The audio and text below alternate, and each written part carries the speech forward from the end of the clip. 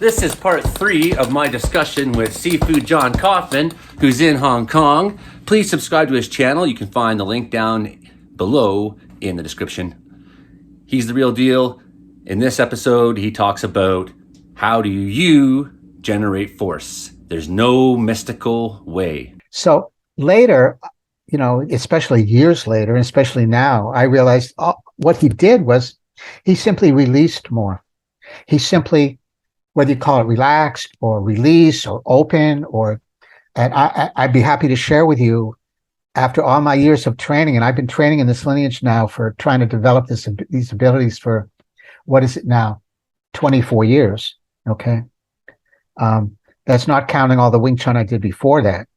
This would be sort of your third phase of Wing Chun in a way, right? Like you had your first phase, and then there was a time that was a break through the 80s where you didn't really practice much, and then you came back to it in the 90s. Yes, that's right.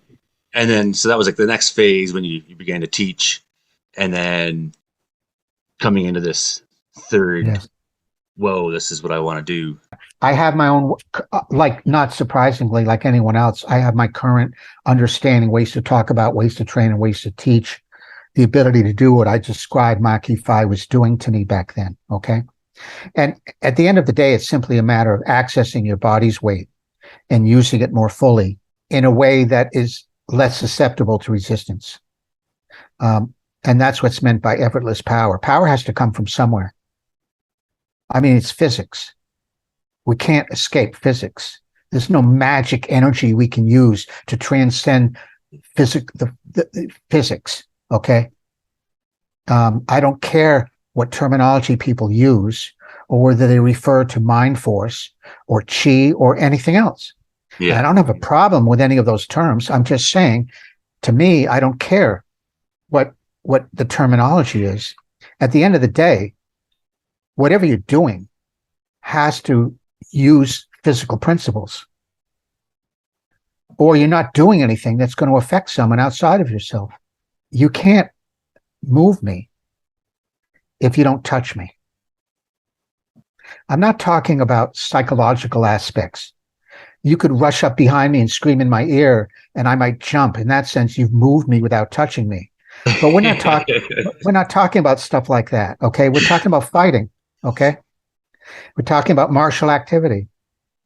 You can't move me without touching me. It's not possible. There's no such thing as no touch, That's all crap. And to the extent that it exists, it's solely 100% about the receiver, not the issuer. So if I've trained with you enough so that I know when you do some movement, it's going to have an effect on my body, like bounce me away or whatever, okay? Then I might become so sensitive to that you do your motion without even touching me yet. And I might react that way. Yeah, the flinch reflex. That's even though it's not a flinch, the flinch reflex, yes, but without flinching, I might be sensitive enough that my body starts to move in response to what I anticipate you're doing. In that sense, you might be able to move me without touching me, but that's not because of anything you did. It's because of what I'm doing, okay? In other words, I moved myself. You didn't move me. All I'm saying is that in the real world, you can't move me without touching me. And then to move me, you have to move externally. You have to move yourself or a part of yourself to move me. You can't touch me and move me without moving something. So just for an example, for the brevity and the sake of what we're talking about, say you put your hand on my chest and you want to make me move back.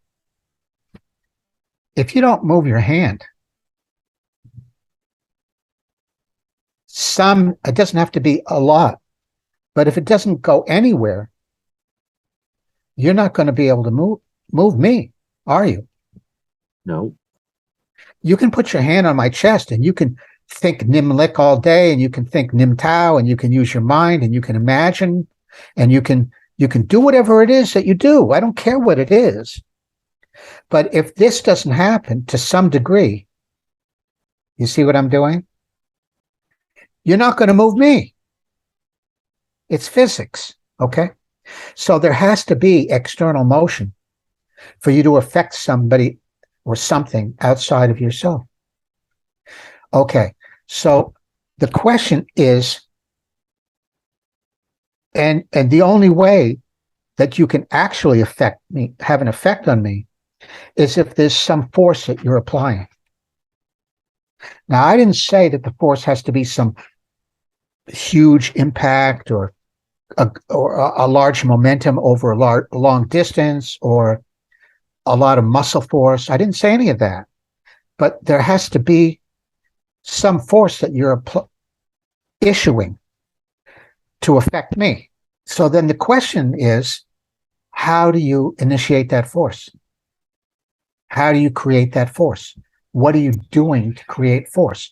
And there's umpteen methods of how one might create force. Okay. And I don't care what martial art, where it comes from in the world, whether it's Eastern or Western, whether it's boxing or jiu-jitsu, whether it's Wing Chun or Hung Gar or Tai Chi or anything else. Whatever, there's no exceptions, none, zero. Whatever you're doing has to comply with those principles we've just described. There has to be a method of initiating force, and there has to be a external motion to issue that force to affect somebody outside of you or something outside of yourself. So then the question simply becomes, okay, what method am I using to do those things, to create force, to move externally? What am I doing? How am I doing it? And what you do might be different from what I do, and what Hung Gar guy does might be different from what a Wing Chun guy does, et cetera, et cetera, et cetera. But none of those things transcend the ultimate truth of there still has to be a method, there has to be issuance of force, there has to be external movement.